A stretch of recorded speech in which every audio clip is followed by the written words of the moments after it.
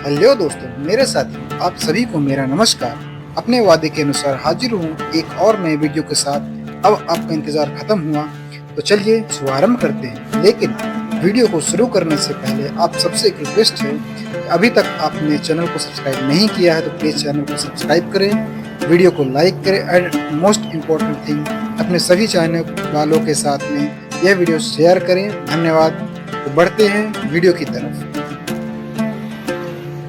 राम नाम अवलंब भी परमारथ की आस, बरसत वारिद बूंद गई चाहत चढ़न आकाश। राम नाम का आश्रय लिए बिना जो लोग मोक्ष की आशा करते हैं अथवा धर्म, अर्थ, काम और मोक्ष रूपी चारों परमार्थों को प्राप्त करना चाहते हैं, वे मानो बरसते हुए बादलों को पकड़कर आकाश में चढ़ जाना चाहते हैं। भाव यह है कि जिस प्रकार पानी की बूंदों को पकड़कर कोई भी आकाश में नहीं चढ़ सकता, वैसे ही राम नाम के बिना कोई भी परमार्थ प्राप्त नहीं कर सकता। आइए मैं आज आपको ले चल रहा हूँ प्रभु श्री राम के वनवास के समय उन्होंने माता सीता और भाई लक्ष्मण के साथ 11 वर्ष तक जहाँ पे जिस पवित्र नगरी पर उन्होंने बिताया था, वहाँ जिसे कहते हैं चित्रकूट धाम। चित्रकूट धाम भारत के उत्तर प्रदेश राज्य के चित्रकूट जिले में स्थित एक शहर है।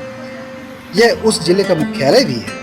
यह बुंदेलखंड क्षेत्र में स्थित है। चित्रकूट भगवान राम की कर्म भूमि है। भगवान राम ने वनवास के 11 वर्ष चित्रकूट में बिताए थे। चित्रकूट मंदिरों का शहर और धार्मिक स्थल है। यह पड़ोस में स्थित मध्य प्रदेश के सतना जिले के चित्रकूट नगर से जुड़ा हुआ है। यहाँ पर स्थित कामदगिरी पर्वत, इस पर्वत का काफी धार्मिक महत्व है। श्रद्धालु कामदगिरी पर्वत की 5 किलोमीटर की परिक्रमा कर अपनी मनोकामनाएं पूर्ण होने की कामना करते हैं। जंगलों से घिरे इस पर्वत के तल पर अनेक मंदिर बने हुए हैं। चित्रकूट के लोकप्रिय कामतानाथ और भरत मिलाप मंदिर भी यहीं स्थित है। चित्रकूट तीर्थ स्थल सबसे प्रमुख तथा सबसे प्राचीन है।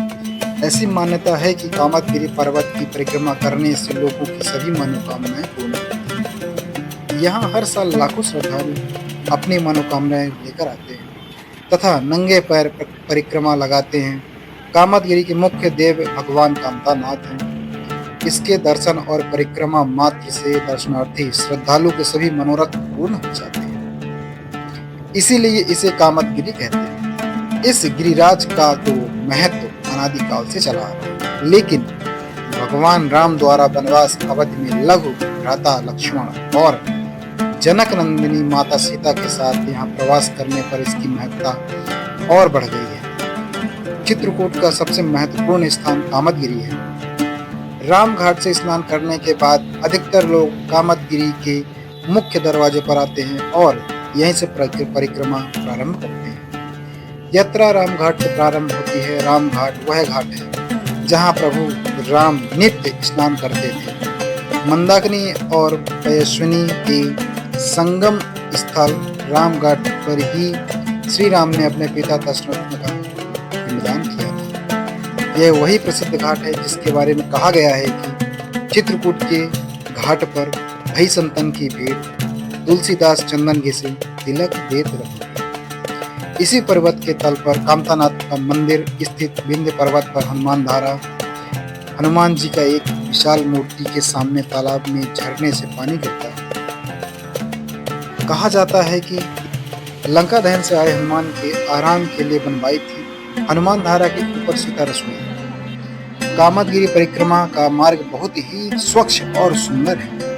लोगों को परिक्रमा लगाते समय किसी भी परेशानी का सामना नहीं करना पड़ता है, लेकिन जब आप लोग यहाँ आए तो यहाँ के मंदिरों से थोड़ा सावधान जरूर रहें, क्योंकि वो आपके हाथ का प्रसाद बैग कब छीन के ले जाए तो पता भी नहीं चलेगा। कामदगिरी परिक्रमा लगाते समय अनेकों प्राचीन मंदिर मिलते हैं। कामदगिरी के चारों ओर पक्का परिक्रमा मार्ग बना हुआ है। परिक्रमा मार्ग के चारों ओर अनेक देवालय बने हुए हैं, जिनमें राम मोहल्ला, मुखार बिंदु, साक्षी गोपाल, भरत मिलाप, चरण पादुका एवं पीली कोठी अधिक महत्वपूर्ण है। कामदगिरी परिक्रमा में भरत मिलाप मंदिर तथा लक्ष्मण पहाड़ी भी।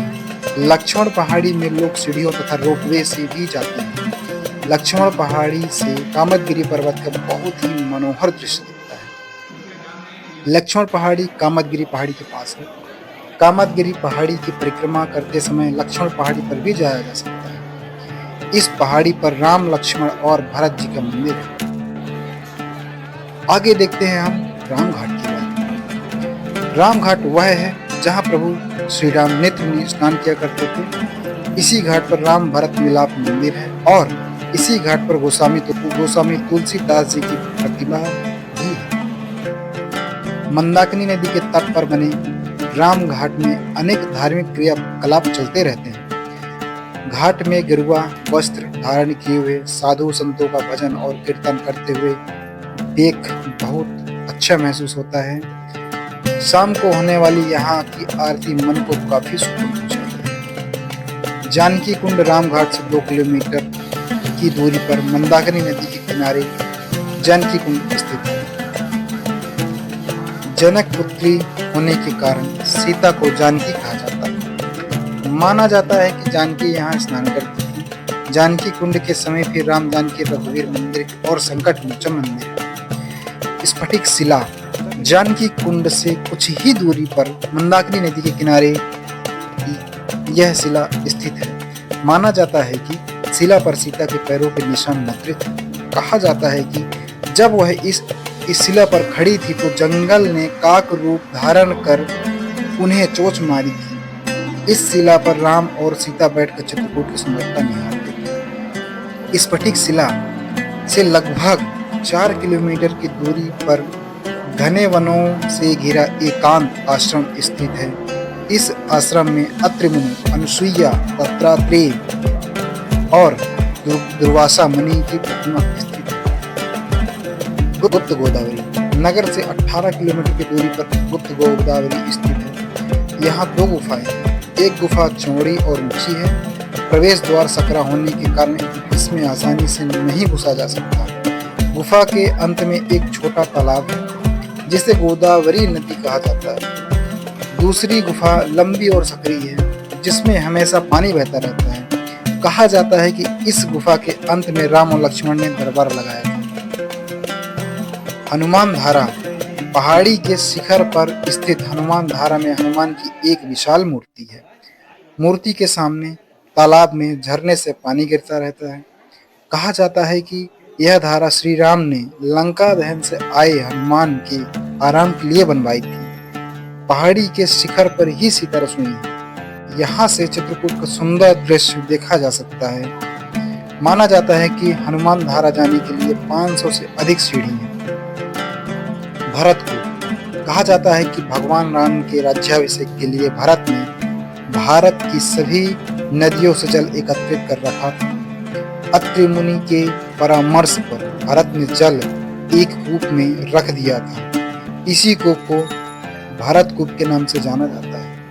भगवान राम को समर्पित यहाँ एक मंदिर भी है जहाँ श्री राम 14 वर्ष के लिए वनवास आए थे। तब भरत को अपने माता कैकेयी के व्यवहार पर काफी दुख हुआ था।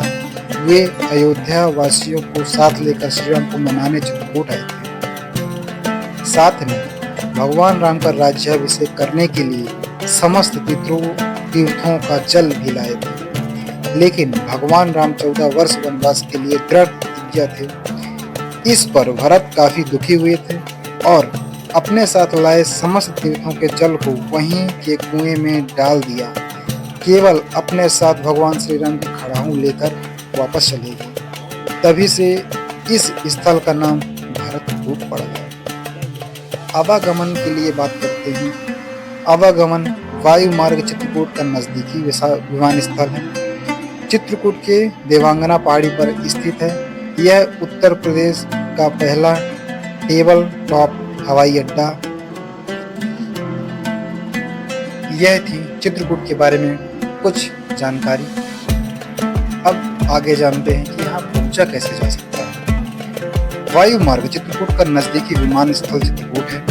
देवांगना पहाड़ी पर स्थित यह उत्तर प्रदेश का पहला टेबल टॉप हवाई अड्डा कीर्तिमान भी कायम कर चुका है और साथ ही यह बुंदेलखंड का पहला चालू हवाई अड्डा है जो 10 मार्च 2024 से यात्रियों की सेवा में जो 10 मार्च 2024 से यात्रियों की सेवा में अग्रसर है। यह करबी मुख्यालय से लगभग 7 किलोमीटर की दूरी पर है। खजुराहो चित्रकूट से 185 किलोमीटर एवं प्रयागराज इलाहाबाद से चित्रकूट लगभग 125 किलोमीटर दूर है।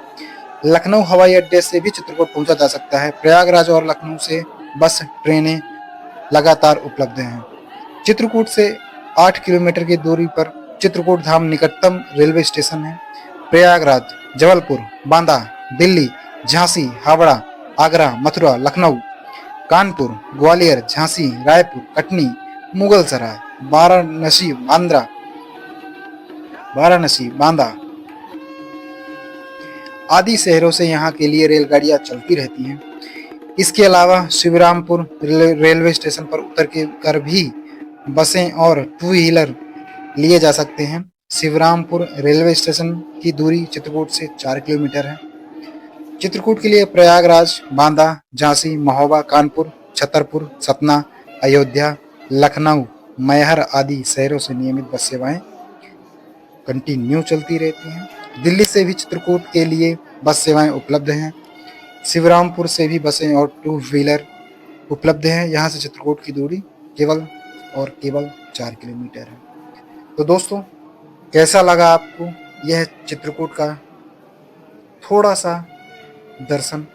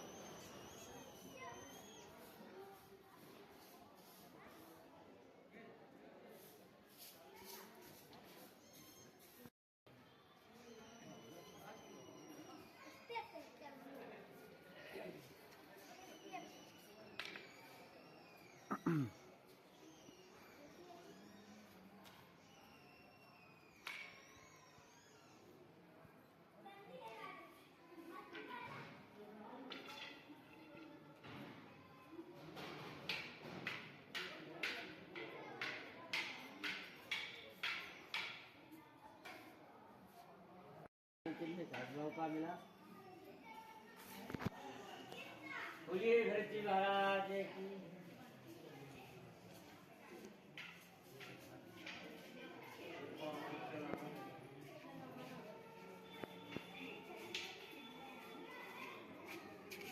यही है प्राचीन जगह भरत आप जूता चप्पल पीछे खोल दीजिएगा।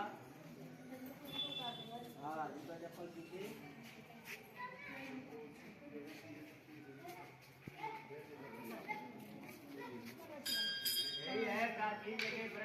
भगवान के पक्षी मिलाप की जगह एड़ी, पंजा, घुटना, गुलिया, अंगूठा, गई पूरा पैर, सभी लोग झुक के प्रणाम करो अपने अपने हाथ से। भेज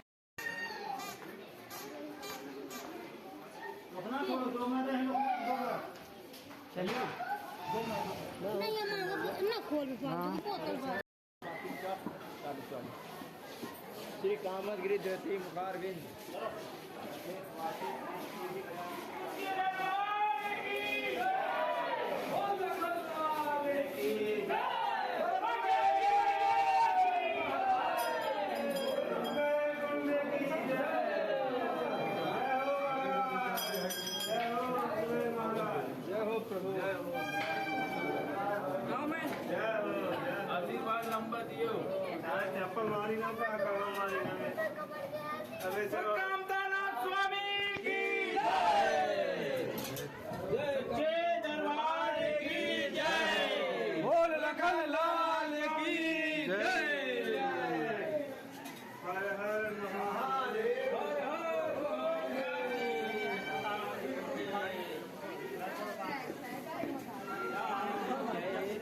तो उतना कम।